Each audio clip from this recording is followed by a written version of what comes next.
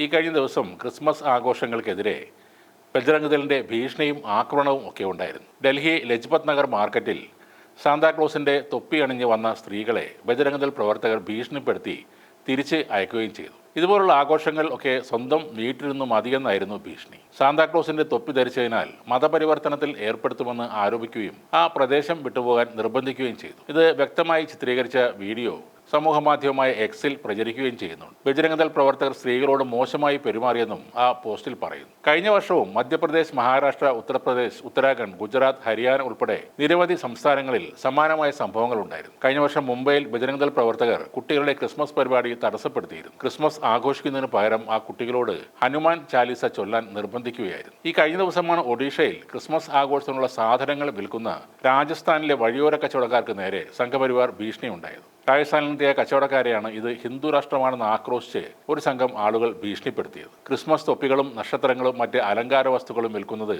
ഉടനെ നിർത്തിവെക്കണം എന്നായിരുന്നു അവരുടെ ആവശ്യം. ഭുവനേശ്വറിലെ തെരുവുകളിൽ കച്ചവടം നടത്തുന്ന ആളുകളെയാണ് ഈ സംഘം ഭീഷണിപ്പെടുത്തിയത്. ഉത്തർപ്രദേശിൽ വിദ്യാർത്ഥികൾക്ക് ക്രിസ്മസ് അവധിയില്ലെന്ന് UP സർക്കാർ അറിയിച്ചതിൽ വ്യാപകമായ പ്രതിഷേധമാണ് ഉയരുന്നത്. മുൻ പ്രധാനമന്ത്രി അടൽ ബിഹാരി വാജ്പേയിയുടെ ജന്മശതാബ്ദിയോടനുബന്ധിച്ചുള്ള പരിപാടികൾ ഈ ദിവസം സ്കൂളിൽ നടത്തണമെന്നാണ് UP സർക്കാരിന്റെ നിർദ്ദേശം. അതുകൊണ്ട് തന്നെ ആ ദിവസം വിദ്യാർത്ഥികളുടെ ഹാജർ നിർബന്ധമാണെന്നും അധികൃതർ പറയുന്നു. സത്യം പറഞ്ഞാൽ ഈ തീവ്ര ഹിന്ദുത്വവാദികളെ കൊണ്ട് നല്ല ഹിന്ദുക്കൾക്ക് തന്നെയാണ് ഏറ്റവും കൂടുതൽ ബുദ്ധിമുട്ടുള്ളത്. കാരണം ഇങ്ങനെയുള്ളവർ കാണിക്കുന്ന വൃത്തികേടുകൾക്ക് എല്ലാവരും ഉത്തരം പറയേണ്ട ബാധ്യത കൂടി വന്നു ചേരുകയാണ്. ഒരു മതേതര ജനാധിപത്യ രാജ്യമായ ഇന്ത്യയിലാണ് സംഘപരിവാർ ഇത്തരം നെറുകേടുകൾ കാണിക്കുന്നത്. നമ്മൾ എല്ലായ്പ്പോഴും പറയുന്നത് ഇതൊക്കെ നോർത്ത് ഇന്ത്യയിൽ മാത്രം നടക്കുന്ന കാര്യങ്ങളാണ് എന്നാണ്. എന്നാൽ കേരളത്തിലെ സംഖ്യകൾ ഉത്തരേന്ത്യൻ സംഖ്യകൾ എന്നൊരു വേർതിരിവ് ഇല്ല എന്നതാണ് സത്യം. കേരളത്തിൽ ഇവർക്ക് പൂർണ്ണ ആധിപത്യം ലഭിച്ചാൽ ഇവിടെയും ഇതൊക്കെ തന്നെ നടക്കും. അതിലൊരു തർക്കവും വേണ്ട. ക്രിസ്ത്യാനികളെ ഓടിച്ചുവിട്ട ശേഷം നേതാക്കൾ അരമനകളിലേക്ക് കേക്കുമായി വരും. ബിഷപ്പുമാർ അവർക്ക് വീഞ്ഞു നൽകി സ്വീകരിക്കുകയും ചെയ്യും. ന്യൂനപക്ഷങ്ങളുടെ ആരാധനാലയങ്ങളിൽ അതിക്രമിച്ചു കയറുക,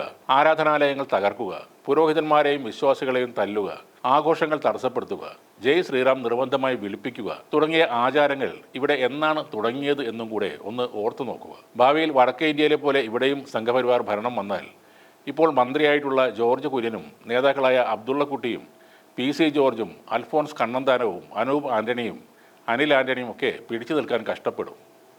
കിരീടം തന്നും മുട്ടിലിഴഞ്ഞും വോട്ടുകൾ മേടിച്ച് മന്ത്രിയായ സുരേഷ് ഗോപി പോലും ആ സമയത്ത് അവരോടൊപ്പം ഉണ്ടാകില്ല.